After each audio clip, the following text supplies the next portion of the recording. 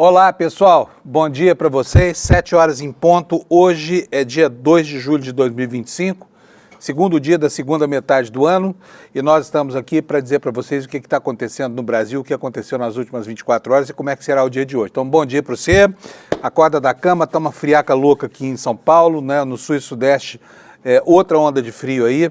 Eu gosto, não sei se você gosta, mas é bem melhor do que aquele calorão todo do ano passado, não é verdade? Pelo menos a gente fica com a sensação de que o mundo não acabou, que o calor extremo provocado pelo efeito das mudanças provocadas pelo aquecimento global não vai tirar a oportunidade da gente enxergar o futuro por aí, né? Então, estou achando boa essa friaca aí. Temperaturas de 10 e 11 graus aqui na cidade de São Paulo, e já nós vamos ver como é que está a temperatura no resto do país. Espero que você tenha tido uma noite de muito repouso e uma noite agradável, quer você esteja onde estiver. Gente, olha, o assunto no Brasil é o lançamento do Plano Safra e a troca de escaramuças entre o Executivo e o Congresso em torno do decreto do IOF, que está judicializada e essa queda de braço ainda não se consegue enxergar o desfecho que terá. Tem muita gente aí apostando que o governo, que o Executivo tem razão ao procurar a justiça, porque foi lesado em algo que a Constituição estabelece com muita clareza, mas tem gente achando, especialmente lá entre ministros do Supremo, que pode haver uma saída negociada que ainda não está nem sequer esboçada, porque parecem inconciliáveis, né, as posições do governo central, do Executivo e do Congresso Nacional. Seja lá o que for, é uma bucha gigante para o Supremo Tribunal Federal decidir, né? E a maior parte dos especialistas consultados pela imprensa nos últimos dias diz que cabe razão ao governo federal, que o Congresso não tem razão nessa luta. E aí é que a gente começa a ver como é que são as coisas no Brasil, como é que é a forçação de barra, né? A forçação de certas posições aí, defendidas de qualquer forma para fazer com que o governo execute um projeto de governo que não é aquele para o qual ele foi eleito, que é exatamente o que está acontecendo.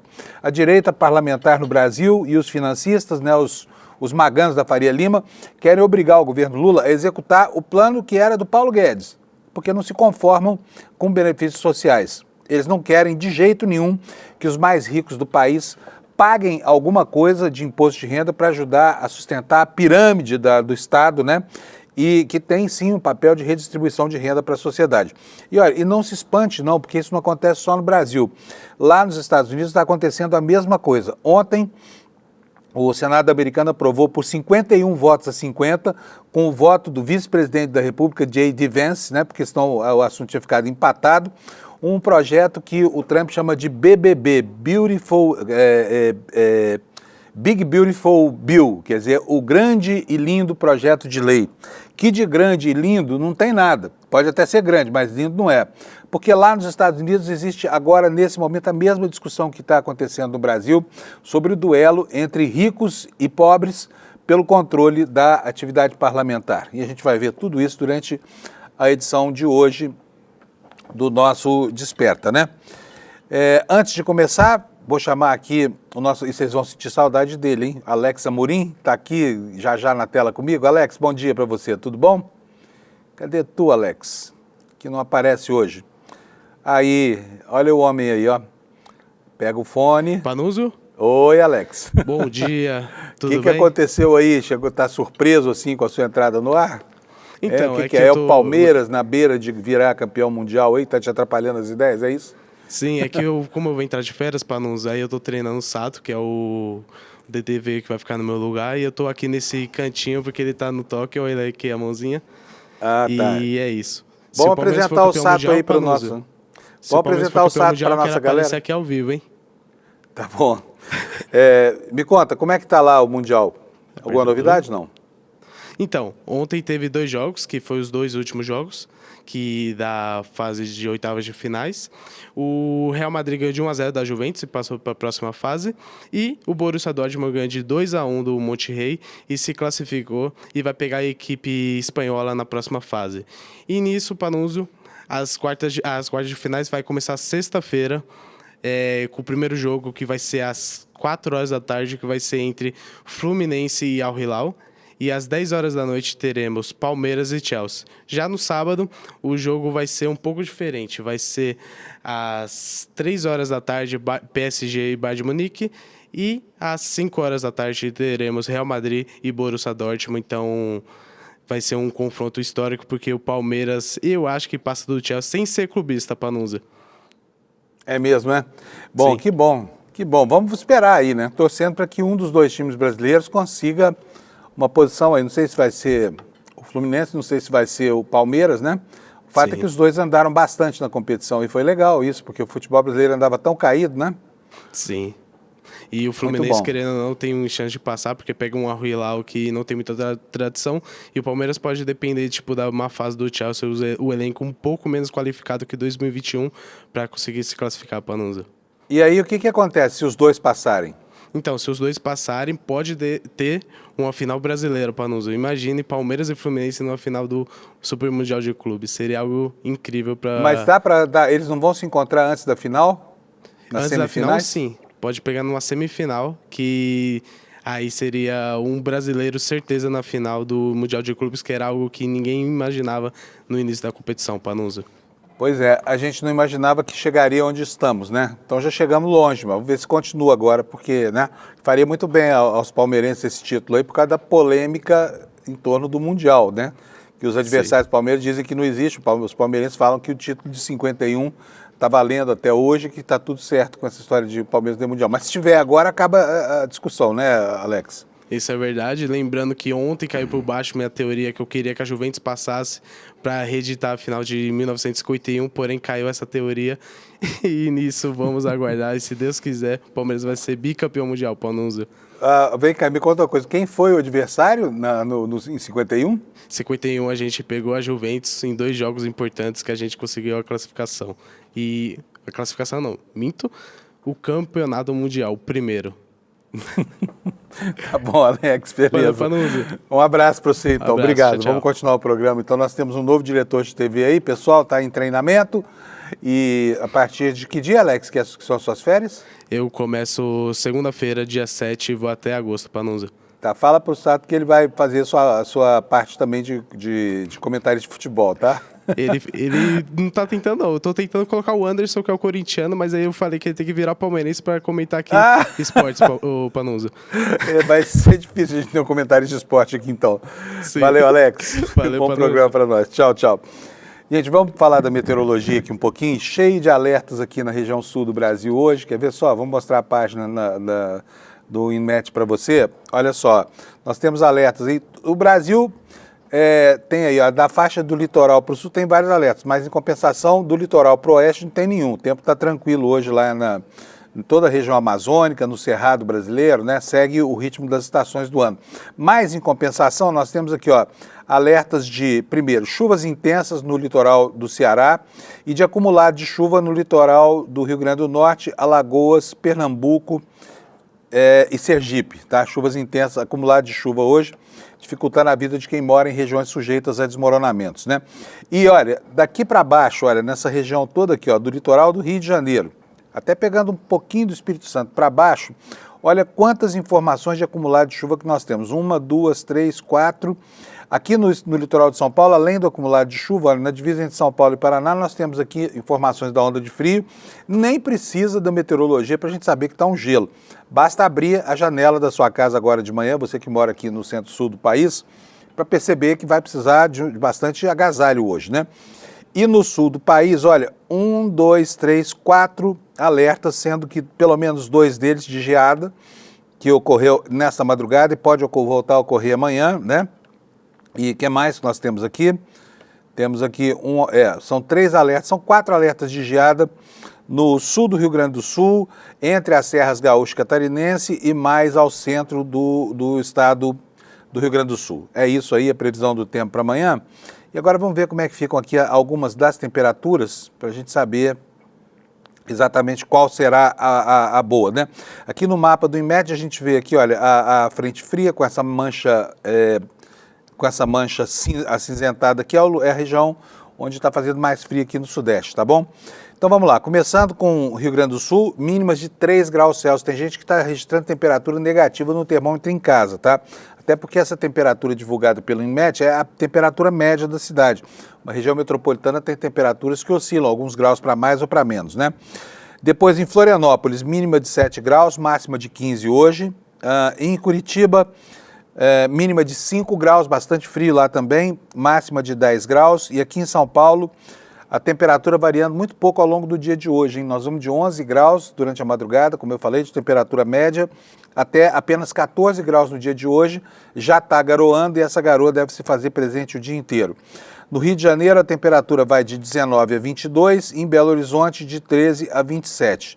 Em Campo Grande, muito frio também, 8 graus Celsius de temperatura mínima, mas durante o dia a temperatura chega a 23, aliviando um pouco essa sensação de frio. E olha, em Cuiabá, outro problema aqui. A gente sabe que Cuiabá é uma das capitais mais quentes do Brasil. Ela duela ali com Manaus e com Teresina pela posição número 1 do ranking das cidades de calor infernal. Mas hoje a mínima chegou aos 14 graus e a máxima vai chegar aos 26. Portanto, isso para eles lá é inverno rigoroso, né? No restante do país, sem novidades, então não vou falar sobre as temperaturas aqui porque não precisa. Vamos então aos destaques do noticiário, começando aqui, como a gente faz todo santo dia, pela capa do ICL, que vem com uma informação nova aqui sobre os gastos deste senhor que está sendo apelidado de o rei dos milionários brasileiros, Hugo Motta. E aqui uma explicação para alguns confortos que ele tem que os brasileiros não têm, né? Por exemplo, essa quantidade de dinheiro gasto com diárias da Câmara lá em Nova York para ele ser bajulado pelo João Dória. Nós vamos logo ver o que é esse destaque aqui e depois esse outro. Olha, rotulado de inimigo do povo nas redes, Motta é chamado de herói num jantar com empresários. A gente já viu essa informação ontem, mas vamos repassá-la hoje, né, porque ela está fresquinha. Então vamos começar pela primeira. Hugo Motta gastou diárias da Câmara em reunião com Dória e empresários em Nova York. Matéria do insofismável Kleber Lourenço, que afirma o seguinte: o deputado Hugo Motta participou em maio de um conjunto de eventos em Nova York organizados por entidades empresariais como o LIDE, que agora o homenageia, né? E foi fundado pelo João Dória, ex-governador de São Paulo, aquele jornalista que entrou para a política e saiu menor do que entrou. Mais de um mês depois, em junho, reencontrou Dória em Brasília em um jantar reservado, qual foi chamado de herói, a gente falou disso aqui ontem, por representantes do empresariado. E por que foi chamado de herói? Porque, óbvio, está defendendo aí a política Robin Hood e as avessas, né, do Congresso Nacional, que tenta sacrificar os mais pobres do Brasil enquanto melhora a situação dos mais ricos, né? Diz aqui o Kleber Lourenço na reportagem que documentos da Câmara dos Deputados revelam que Motta recebeu diárias no valor de R$ 14.429 para participar da missão oficial de 12 a 14 de maio, cujo objetivo foi declarado como participação em eventos empresariais e com investidores. Viagem realizada em uma aeronave da FAB, com ida em 9 de maio e retorno dia 15. Então, repara só, 14 a 15 mil só de diária, tá? Só para ele gastar lá com comelando, porque todo o restante, olha, a passagem não pagou. Foi de jatinho da FAB, pagamos nós aqui, né? Hospedagem paga pela Câmara, e mais 14 mil reais para ele se refestelar lá em Nova York, né? Porque foi lá participar de um converscote da gente que ele tem representado no governo federal, no Congresso Nacional. Diz aqui mais a reportagem: o relatório oficial da viagem, assinado pelo próprio deputado, confirma a presença nos seguintes eventos: Diálogo Esfera New York, Lead Brasil Investment Forum, Fórum Veja Brasil Insights, Summit Valor Econômico Brasil, Conferência Datagro sobre açúcar e etanol e eventos paralelos organizados por empresas como BTG, XP, JBS e Citibank. E entre esses destaques está o jantar Refit 70, evento privado da Refit, que é uma empresa considerada a maior devedora de ICMS do Brasil, ligada ao empresário Ricardo Magro. Quer dizer, nós estamos pagando aqui para o Hugo Motta viajar para participar de um converscote de devedores do fisco, de sonegadores de impostos. E não é qualquer um, é só o maior de todos, tá?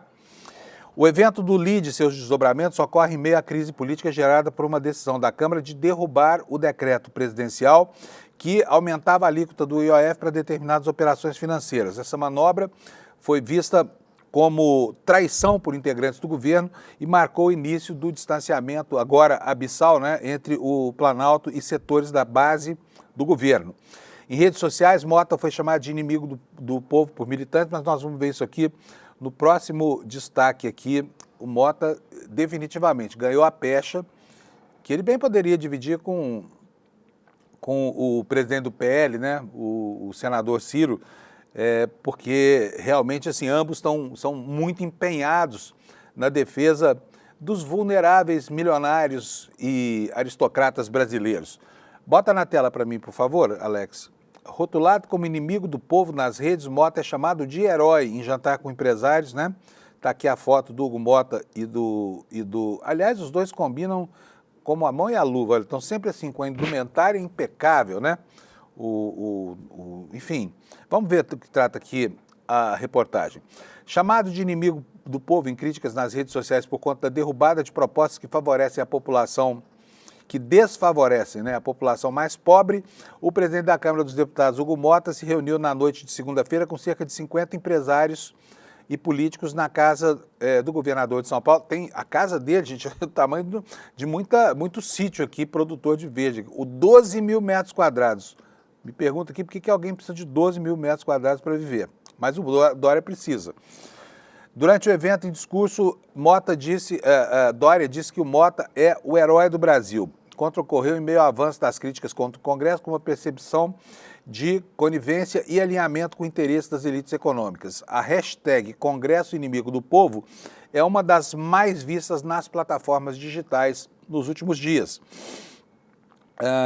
Entre os presentes estavam Gilberto Kassab, presidente do PSD, secretário de Relações Institucionais do governo, Tarcísio Freitas, do Republicanos, o vice-governador do estado, Felício Ramute, e o ex-governador de São Paulo, Rodrigo Garcia, além do deputado federal Antônio Brito, do PSD da Bahia.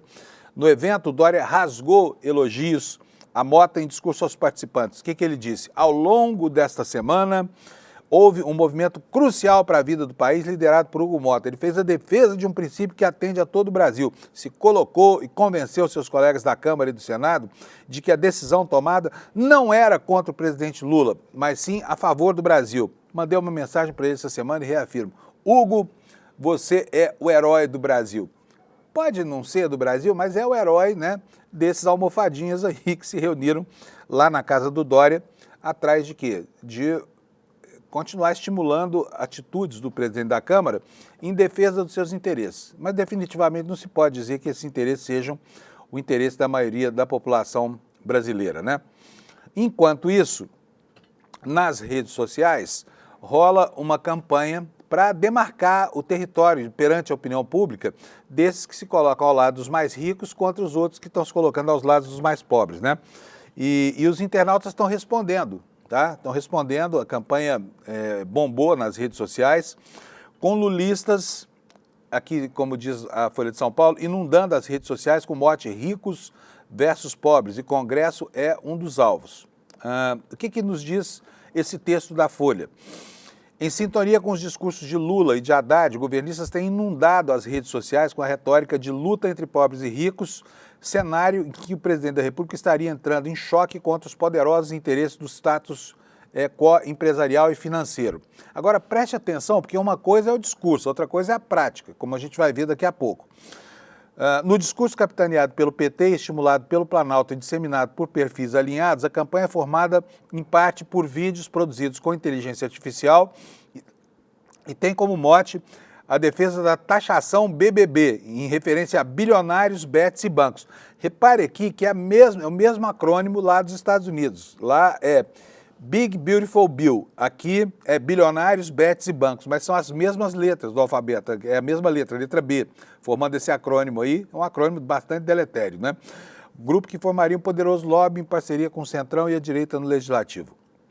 O Congresso é um dos principais alvos dessa campanha, em especial o varejo da rede social, onde o Legislativo aparece claramente identificado como inimigo do povo. O direcionamento político das redes e o discurso e a ação de Lula, que nessa terça-feira disse enfrentar uma rebelião toda vez que tenta cobrar mais impostos dos mais ricos, que é exatamente o que a gente está vendo acontecer agora, né? A declaração foi dada pouco depois que a AGU ingressou no Supremo, tentando resgatar o decreto presidencial que elevou as alíquotas do IOF e que os congressistas decidiram barrar, tá? Então, enfim, o clima é esse aí.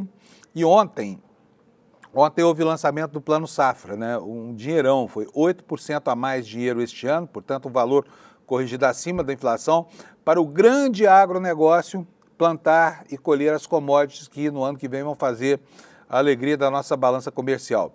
E foi uma festa marcada por importantes posicionamentos políticos que nós vamos ver agora, tá? E eu vou mostrar para vocês aqui os vídeos do que aconteceu ontem. Primeiro, Lula anunciando o Plano Safra. Vamos ver então? Alex, roda para a gente, por favor, para a gente ver o que o presidente Lula falou sobre equalização de juros no lançamento do Plano Safra.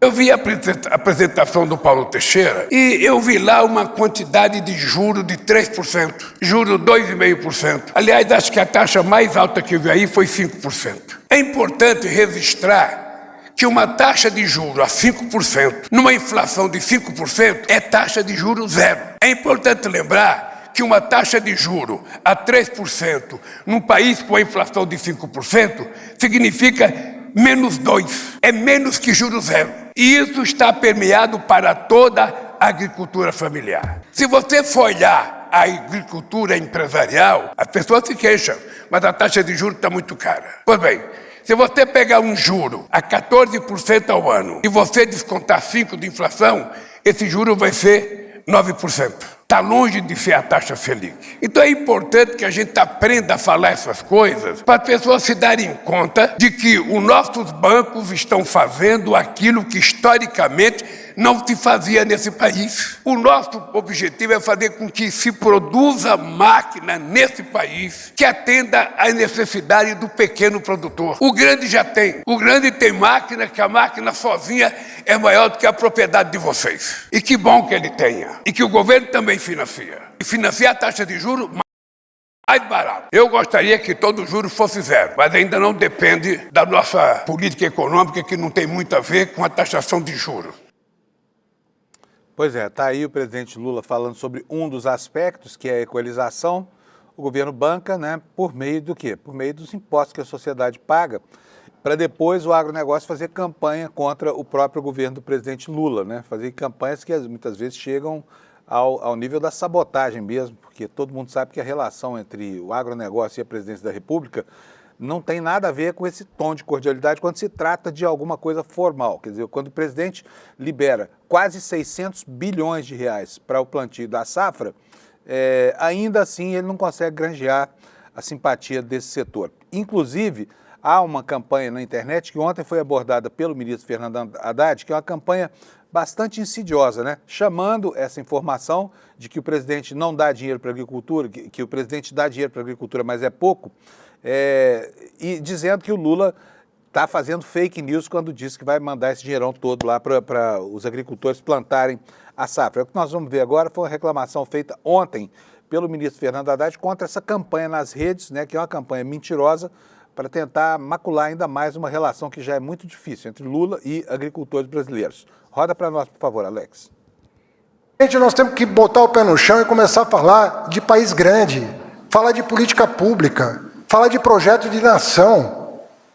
Parar com essa briga ideológica, com fake news, de dizer que o Plano Safra é menor do que o anunciado. É 42% maior do que o de 2022.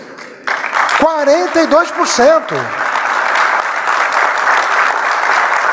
Um país começa a ter problemas quando a verdade incomoda. A verdade é parte da solução dos nossos problemas.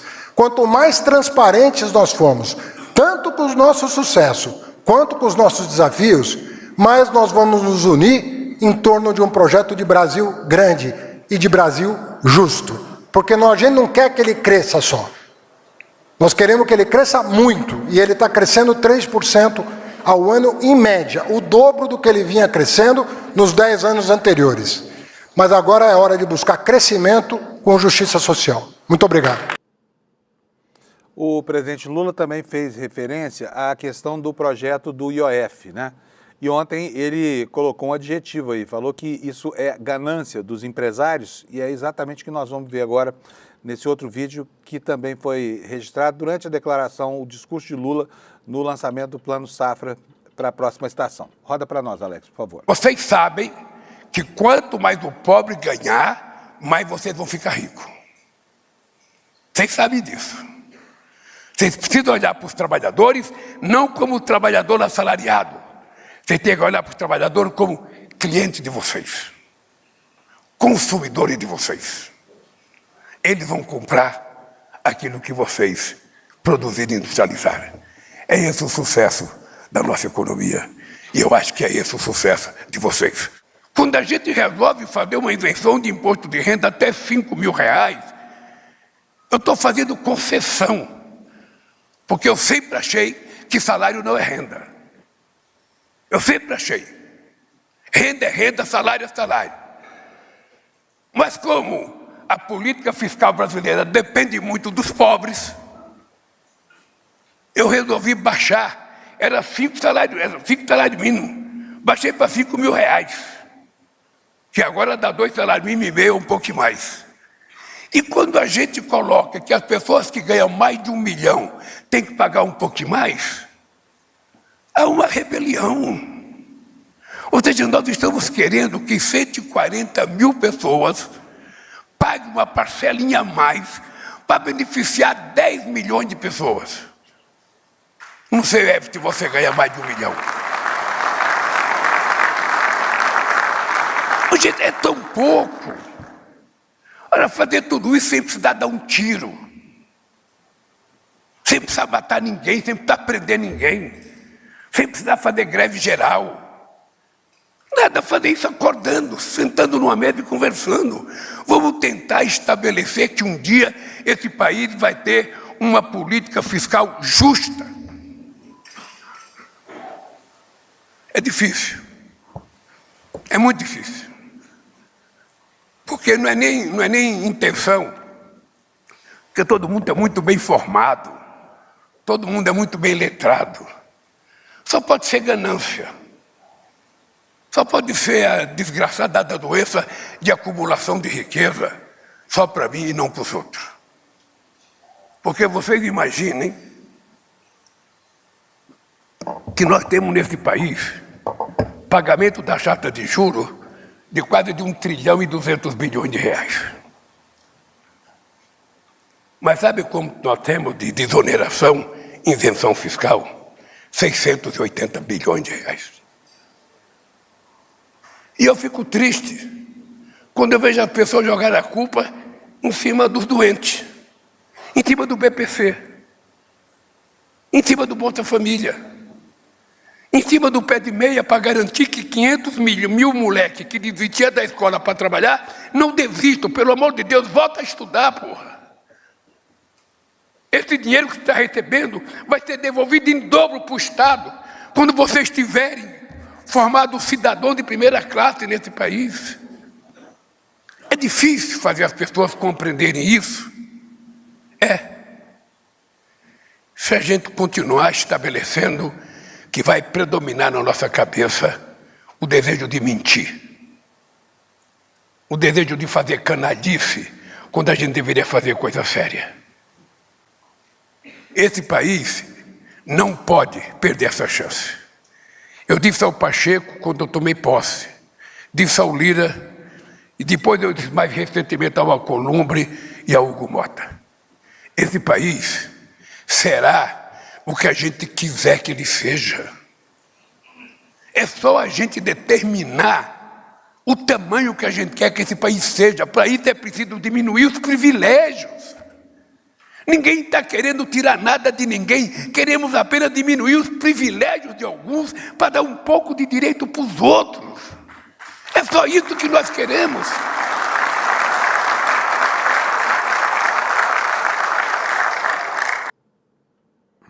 Pois é, foi uma boa fala do presidente Lula ontem. E por falar nisso, falta aqui uma informação ainda para você, porque a gente, quando fala do agronegócio, a gente está selecionando aqui a agricultura de grande porte, né, que produz as commodities, né, que produz alimentos. O que produz alimentos é a agricultura familiar no Brasil, é o pequeno agricultor que produz... Gente, por favor, corta aqui o áudio para mim no fone. Com relação aos recursos para a agricultura familiar, eu peguei aqui uma notícia do Brasil de Fato, mas a manchete aqui não está correta. Por quê?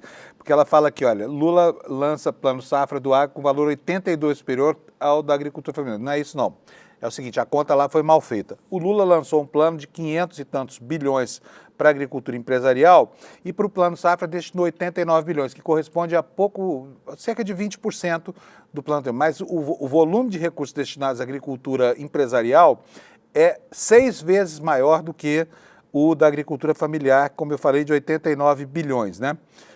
Vou ler aqui para vocês um trechinho da matéria, só para vocês entenderem a diferença entre um e outro. E aqui o que importa é o seguinte, além da retórica, além da guerra de argumentos, convém a gente sopesar muito bem o que é que são as ações práticas do governo em favor de cada setor, tá? E aí a gente começa a entender que essa guerra retórica não tem nenhuma relação com a realidade fática que mostra um governo empenhado e muito em fazer com que o setor produtivo da agricultura, o chamado grande agronegócio, tenha todas as condições para se desenvolver, né? E assim pode-se afirmar com toda certeza que o governo brasileiro está fechado com o agronegócio. Apesar de que os fazendeiros não perdem a oportunidade de falar mal do Lula, a gente até nem entende por quê, porque eles nunca viram tanto dinheiro na vida. Mas na agricultura familiar também tem dinheiro, só que é bem menos, foram 89 bilhões de reais para ações de crédito rural, como está aqui no texto do Brasil de Fato, compras públicas, seguro agrícola, assistência técnica, garantia de preços mínimos. E desse total, 78 bilhões, né, serão operados por meio do Programa Nacional de Fortalecimento da Agricultura Familiar, chamado PRONAF, né? E a matéria diz um pouquinho mais, diz que enquanto o plano da agricultura familiar é direcionado para pequenos agricultores, o anunciado ontem contempla médios e grandes produtores com linhas específicas para custeio, comercialização e investimento. As condições variam conforme o perfil dos beneficiários e os programas acessados. Então fica aqui o registro, quer dizer, de cada R$1 mandado para a agricultura familiar pelo governo, outros 6 são enviados diretamente para o grande agronegócio, né? Para o grande agronegócio. Vamos dar um pulo aqui agora para o exterior, porque eu quero mostrar para vocês que algumas coisas que acontecem no Brasil acontecem também lá fora, né? E eu vou pegar aqui, né, os dois jornais, os dois maiores jornais americanos, que têm críticas muito fortes a algo que aconteceu ontem lá nos Estados Unidos e que, marcadamente, né, está provocando um grande debate lá, que é a aprovação daquela nota, os americanos chamam de nota, né, que é um projeto de lei, que é o projeto de lei BBB, Big Beautiful Bill, o grande e lindo projeto de lei, segundo o Trump. Mas nos Estados Unidos, até os republicanos começam a entender que a beleza e a grandiosidade não são assim tão grandes, a não ser para uma casta muito expressiva chamada bilionários e aristocratas que cercam o governo Trump. E agora, até os grandes jornais americanos estão caindo de pau nesse projeto de lei do Trump, que ontem o Senado aprovou com dificuldade, com o voto do vice-presidente da República, que é senador nos Estados Unidos, por 51 votos a 50. Veja só a repercussão disso no jornal The New York Times. E aqui eu estou mostrando o Times, tá, gente? Não é o órgão de imprensa do Partido Comunista Chinês, tá? Está afirmando aqui, ó, os americanos mais pobres sofreram o maior golpe com o pacote tributário republicano do Senado. Por que isso? Porque esse programa dele extingue benefícios sociais, como, por exemplo, os programas de assistência à população mais vulnerável na saúde, que estão sendo praticamente dizimados por esse Big Beautiful Bill do Trump. Vou ler aqui para vocês o que é que diz o New York Times. Repito, não é o jornal oficial do Partido Comunista Chinês, tá? Americanos mais pobres sofreram o maior golpe com o pacote tributário republicano do Senado. Pequenas melhorias dos impostos são ofuscadas por cortes no seguro-saúde e outras ajudas federais, resultando em um pacote que favorece os ricos. Afirmação, digo uma vez mais, do New York Times, tá? E o que é que nos diz a matéria? Uma matéria que é, ao mesmo tempo, informativa e analítica. Milhões de americanos de baixa renda podem sofrer perdas financeiras alarmantes com o pacote de política interna que os republicanos apresentaram no Senado nesta terça-feira, que reserva seus maiores benefícios para os ricos, enquanto ameaça retirar dos mais pobres o seguro-saúde, os cupons de alimentação e outras ajudas. Para muitas dessas famílias, a perda do apoio crucial provavelmente vai anular qualquer melhoria que possa ser vista como resultado de impostos ligeiramente mais baixos, disseram especialistas. E essa realidade pode prejudicar os legisladores republicanos e o presidente Trump, que insistiram novamente essa semana que a sua visão legislativa beneficiaria toda a economia. As evidências mais recentes chegaram horas antes dos legisladores finalizarem a sua proposta de legislação. Analisando uma versão já alterada do projeto de lei do Senado, especialistas do Laboratório de Orçamento da Universidade de Yale, um centro de pesquisa importante, concluíram na segunda-feira que ele distribuiria seus benefícios de forma desproporcional. Americanos que compõem o quinto mais pobre de todos os que ganham de novo aqui para você, para ler direito aqui para você entender. Americanos que compõem o quinto mais pobre de todos os que ganham verão as suas rendas anuais após os impostos caírem em média 2,3%. Por isso, esse projeto está sendo chamado de Robin Hood às avessas, né? E ontem houve uma grande mobilização nos Estados Unidos. O ex-vice-presidente, que é atual senador, Bernie Sanders, veio a público numa postagem nas redes sociais para chamar a atenção das pessoas para os absurdos contidos nessa proposta, que hoje chega à Câmara dos Deputados e que corre, sim, o risco de ser derrotada, inclusive com a adesão de parlamentares republicanos que formam a maioria da Câmara. Quer dizer, será a primeira derrota expressiva, caso venha acontecer, de Trump no Congresso. Nós vamos ver agora o que Bernie Sanders disse sobre esse aleijão chamado Big Beautiful Bill. Roda para nós, por favor. Here at our nation's capital, I've been on the floor for the last 9 or so hours dealing with amendments to what, in my view, is the most dangerous and destructive piece of legislation in the modern history of America, and that is Trump's Big Beautiful Bill, which is beyond words a disaster. What this bill will do is give massive tax breaks to billionaires, close to $1 trillion, and then at the same time make horrific cuts to Medicaid, to nutrition, to education. So in many sense, this is a massive transfer of wealth from low-income and working people to the people on top. If you can believe it, hear this. What this bill does is throw 16 million Americans off of the health care that they currently have because of the cuts to Medicaid and the Affordable Care Act. There are studies out there which suggest, I mean, this is just almost unspeakable, that some 50,000 Americans will die every year unnecessarily because of the health care that they lose. On top of that, massive cuts to nursing homes and to community health centers that are dependent on Medicaid funding.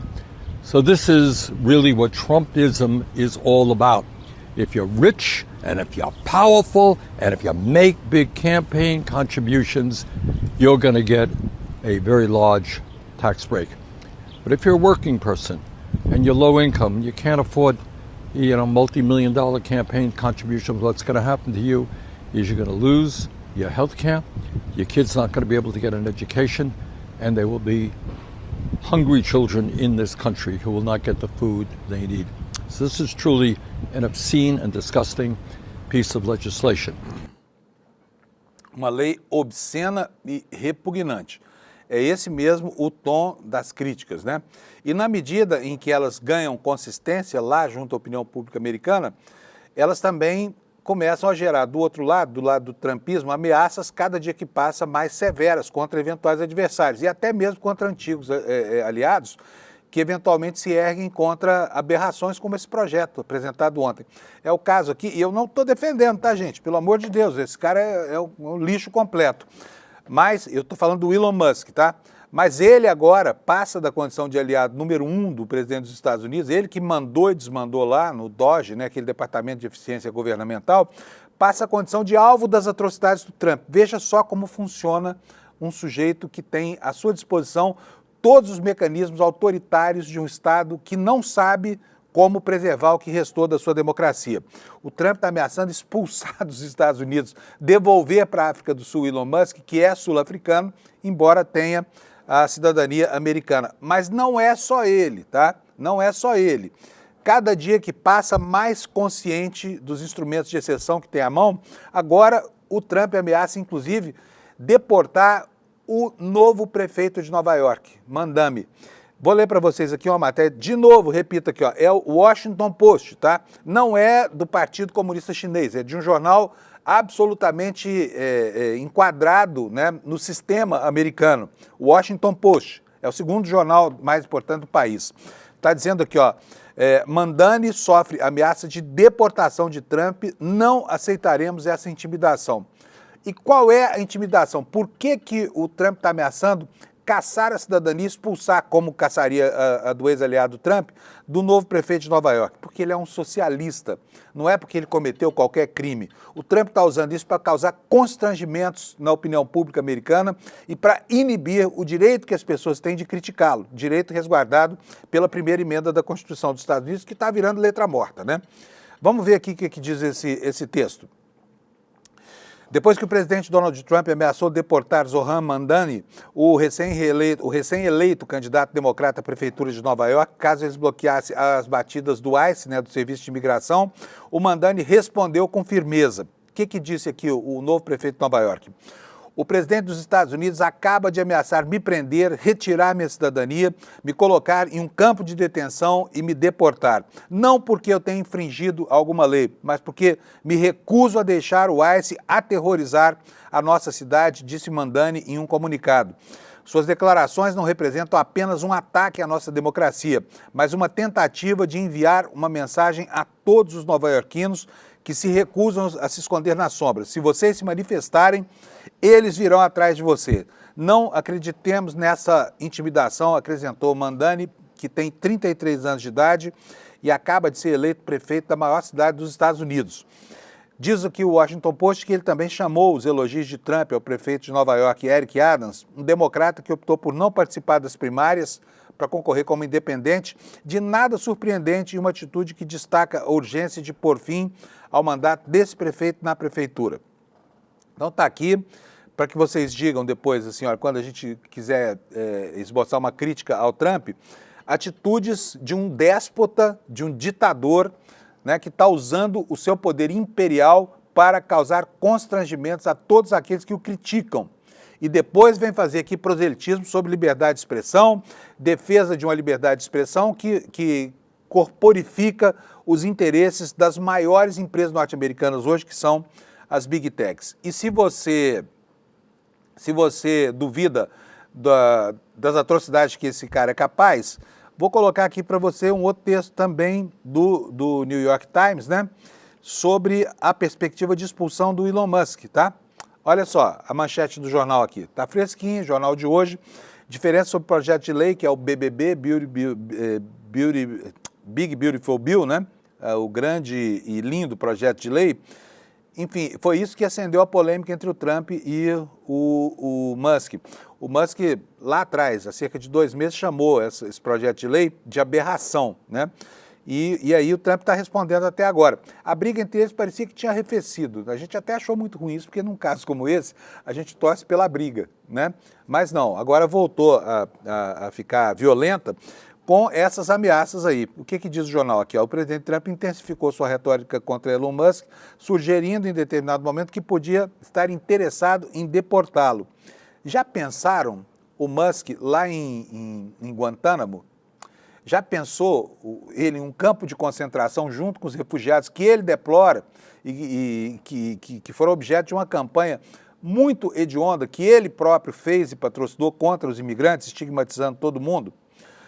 O texto do jornal diz o seguinte: os dois homens reacenderam o conflito em torno do projeto de lei de política republicana que há cerca de um mês rompeu a aliança política. Na manhã desta terça, ontem, após dias de postagens de Musk no X, nos quais ele expressou o seu descontentamento com o projeto de Trump, ele acabou sugerindo, o Trump, que em determinado momento, que poderia estar interessado na deportação do Musk. A retomada das hostilidades foi uma surpresa depois que o Musk telefonou para o Trump em meados de junho e postou uma mensagem se desculpando por alguns ataques online. Você viu isso aqui porque a gente noticiou isso, né? O Musk teve a iniciativa de dizer que tinha ido além dos limites em determinadas abordagens, e isso aplanava o caminho para uma reconciliação que acabou não acontecendo, né? E aqui vem uma última informação desse texto dizendo o seguinte: olha, no gramado sul da Casa Branca, na terça-feira, o presidente disse a um repórter que perguntou se ele deportaria o Musk. Ele falou: não sei, temos que dar uma olhada. Foi o que disse aqui o presidente dos Estados Unidos sobre essa confusão toda com o seu grande braço direito até bem pouco tempo atrás. Voltando aqui para o Brasil, temos notícias sobre o estado de saúde de Bolsonaro. Bolsonaro não está bem.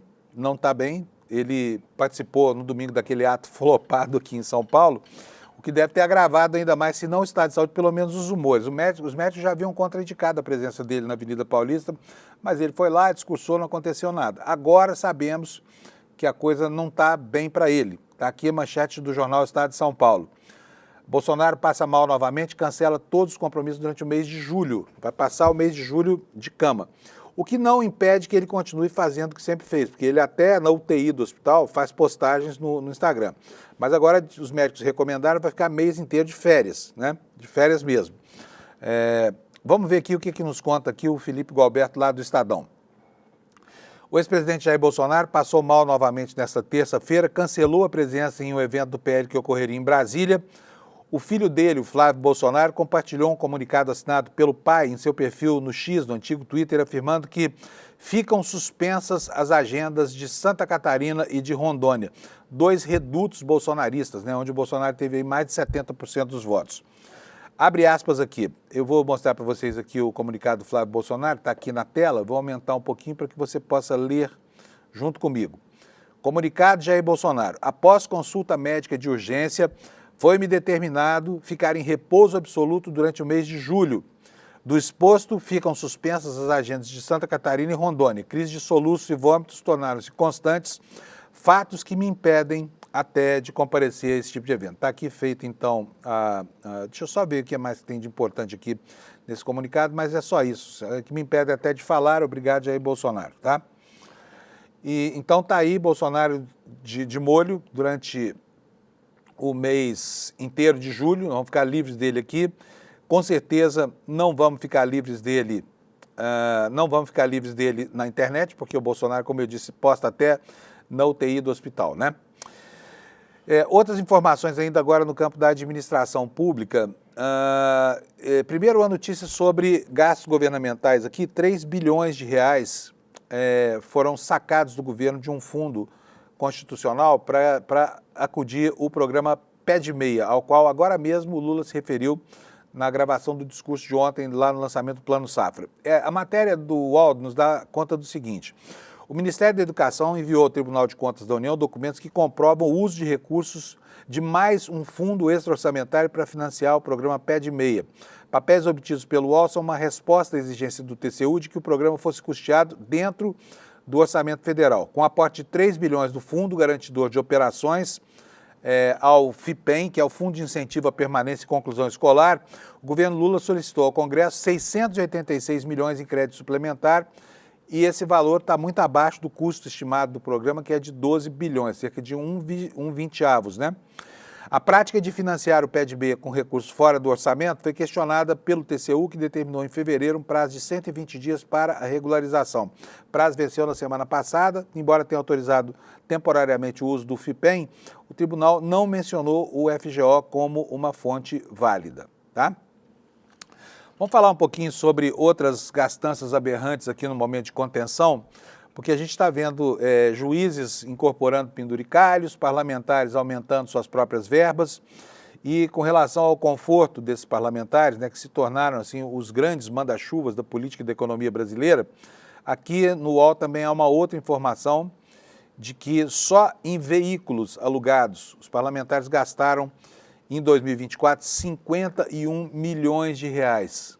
Fica aqui a minha pergunta sobre se não seria melhor comprar esses carros, né, ao invés de alugá-los, porque com 51 milhões de reais você compra aí carros na faixa de 150 mil reais, você vai comprar uma infinidade de carros, né?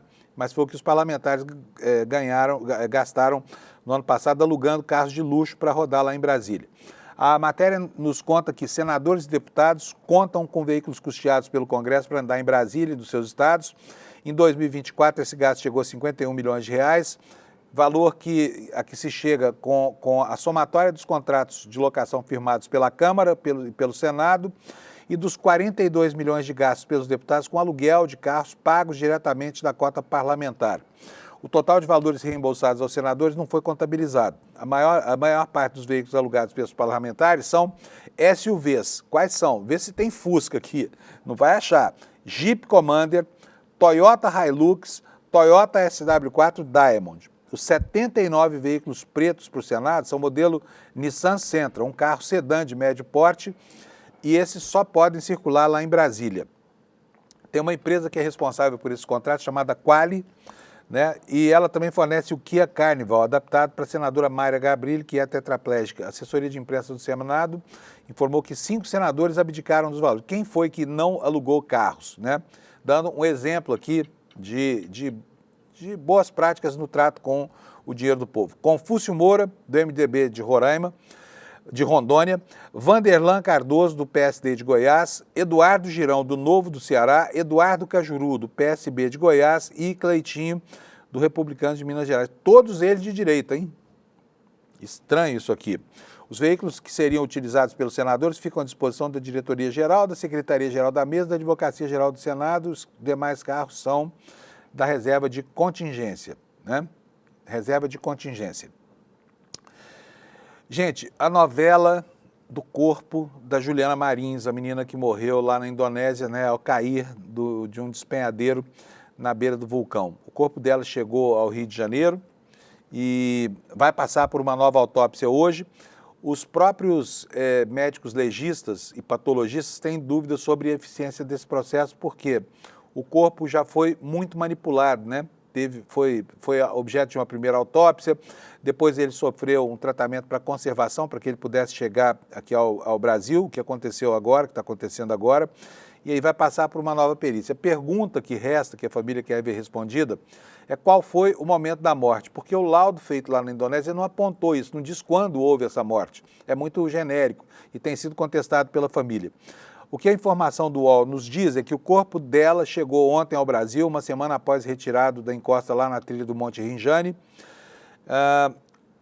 O pouso do avião que trouxe o corpo aconteceu pouco depois das 19h30, segundo a FAB. O governo estadual do Rio de Janeiro ficou responsável pelo transporte dos restos mortais do aeroporto do Galeão até o IML. O voo da Emirates, que chegou trazendo o corpo da Indonésia, pousou pouco depois das 17 horas. Na sequência, os restos mortais foram encaminhados para a capital fluminense e a Justiça decidiu ontem, né, que o corpo da Juliana vai sim passar por essa nova autópsia. A perícia será feita para determinar a causa da morte. A família havia pedido à Justiça Federal no domingo que o corpo fosse autopsiado no Brasil e a solicitação foi atendida pela Advocacia Geral da União. E aqui a própria matéria relata que o corpo foi encontrado pouco tempo depois da morte, mas né, a presença de indicadores do momento exato e tudo mais, segundo os legistas, como eu falei, pode estar comprometida pela manipulação, né, e pelo frio também, que pode ter preservado o corpo, impossibilitando assim a identificação exata do momento da morte, que interessa tanto a família saber. Vou passar para uma outra informação agora. Gente, olha, o parlamentar que mais sofre perseguição no Brasil, sem dúvida nenhuma, é o Renato Freitas. Renato Freitas, outra vez sofrendo uma campanha de retaliação lá na Assembleia do Paraná, né, que agora quer que ele seja suspenso por 30 dias. Olha só a saga de novo do Renato Freitas, que lá no comecinho do mandato, com uma justificativa pífia, chegou a ser cassado pelos colegas de plenário.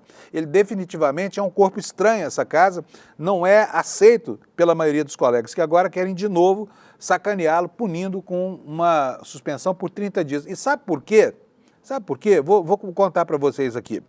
O Conselho de Ética, estou lendo aqui matéria do Brasil de Fato, da Assembleia Legislativa do Paraná, decidiu punir o deputado Renato Freitas, por quê? Supostamente incitou o professor Soares a fazerem um protesto dentro da casa contra a privatização das escolas em junho de 2024. A relatora, que se chama Márcia Russulac, do PSD, sugeriu a suspensão de 30 dias do mandato e o relatório foi aprovado por membros do Conselho. Agora a defesa tem 5 dias úteis para recorrer da decisão da maioria do Conselho e, posteriormente, o relatório deve ser avaliado pelo plenário da Assembleia Legislativa do Paraná. De acordo com a Assembleia, supostas infrações de Freitas teriam acontecido no dia 3 de junho de 2024, ocasião em que o parlamento paranaense foi invadido por manifestantes que protestavam contra um projeto de lei que instituía o programa Parceiro da Escola.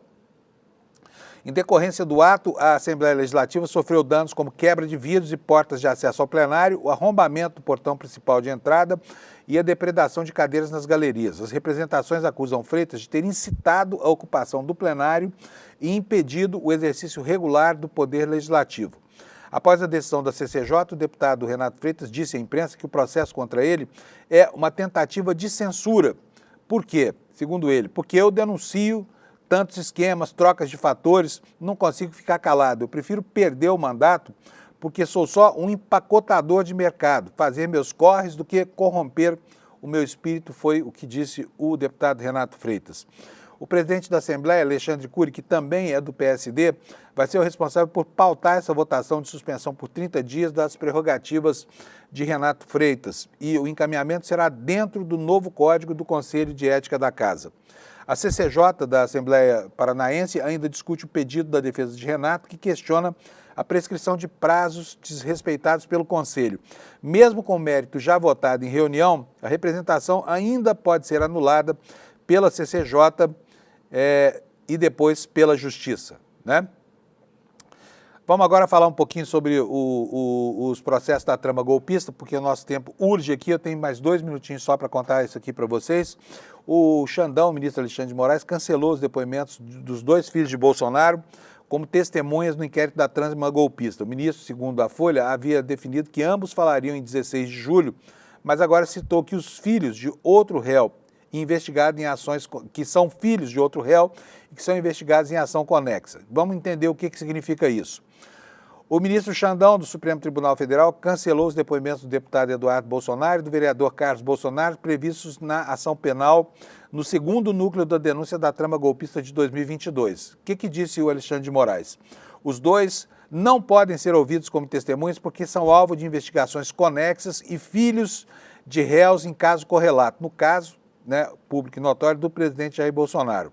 O ministro abriu um inquérito contra Eduardo Bolsonaro a pedido da PGR. O procurador Gonê disse que o filho do ex-presidente pode ter cometido crimes de coação, obstrução de investigação, abolição violenta do Estado Democrático de Direito quando atuou nos Estados Unidos junto a autoridades estrangeiras contra integrantes do Supremo, da PGR e da Polícia Federal. O chefe da Procuradoria mencionou a ofensiva de Eduardo para que o governo Donald Trump aplique sanções contra o próprio Moraes. Já o Carluxo, Carlos Bolsonaro, foi indiciado pela PF no caso da ABIN paralela. Foi acusado de integrar o núcleo político do esquema clandestino de espionagem da agência e teve um papel de comando na estratégia de desinformação e na articulação de estruturas clandestinas. De acordo com a PF, o vereador foi um dos principais responsáveis pela concepção e manutenção da estrutura conhecida como Gabinete do Ódio, aquele órgão que funcionava ao lado da sala do Bolsonaro e que servia para disseminar notícias falsas pelas redes e criar e reforçar esse ambiente de polarização que nós temos visto por aí, certo? Gente, foi a última notícia de hoje. Agora eu vou falar um pouquinho aqui para vocês da nossa promoção. Olha só, investidor mestre, tá? Investidor mestre, o Eduardo Moreira agora está oferecendo um plano vitalício que custa só apenas 12 mensalidades de R$ 146. E isso é para você acompanhar para sempre todos os conteúdos produzidos aqui pelo ICL dentro do programa Investidor Mestre, tá bom? Olha só, e além de ganhar todos esses brindes aqui, né, você tem uma mensalidade que é uma mensalidade privilegiada, tá? Vou dizer para vocês que para conhecer tudo isso aqui, você só precisa clicar no nosso link aqui, olha, despertaicl.com.br, para entrar aqui e conhecer essa promoção aqui do ICL. E só para lembrar, quando você adere a um programa como esse, você não ganha só os benefícios do programa, você também está ajudando a subsidiar, a financiar mesmo esse projeto de jornalismo livre de que você tanto gosta, né, ao longo da programação da grade do ICL. É um jornalismo realmente muito diferente daquele que se pratica em quase todas as redações do Brasil, onde impera a vontade do dono. Aqui não. Aqui impera o interesse jornalístico e o dono é bastante democrático, tanto que cada um de nós aqui pensa e se manifesta de uma forma. E você percebe essas diferenças. Eu sou capaz de assegurar para você, com todas as minhas garantias, de que nunca vi uma redação tão democrática quanto essa aqui. Então, o dinheiro que você paga aqui, além de financiar a sua educação financeira, financia também a nossa plataforma jornalística, né? E isso é um ganho, é um benefício direto para você, tá bom? E para nós também que vivemos disso, tá? Então não deixe de conhecer isso, despertasl.com.br, tá? Voltamos amanhã às 7 da manhã, quinta-feira, para atualizar as informações sobre o Brasil e o mundo. Obrigado pela sua audiência, até amanhã. Tchau.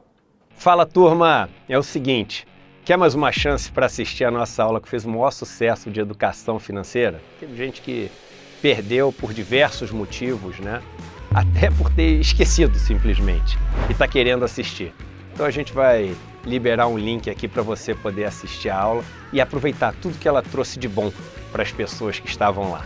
Realmente, é 1 hora para mudar completamente a sua visão sobre o mundo das finanças e dos investimentos.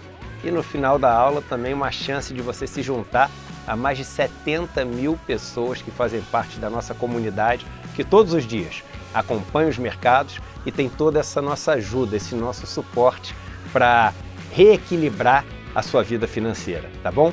Boa aula para vocês! Olá, eu sou a Juliana Baroni e tô aqui para te fazer um convite. Toda terça-feira às 19 horas tem o Precisamos Conversar, um programa de debates feminino. A gente tem que ver, tem que analisar. Vale tudo por qual dinheiro? Quem tem dinheiro e o que é dinheiro no país? Já foi mais ou menos uma cama. Aqui no Instituto Conhecimento Liberta e também nos canais do Eduardo Moreira. Então, você não pode perder. Um beijo, até lá!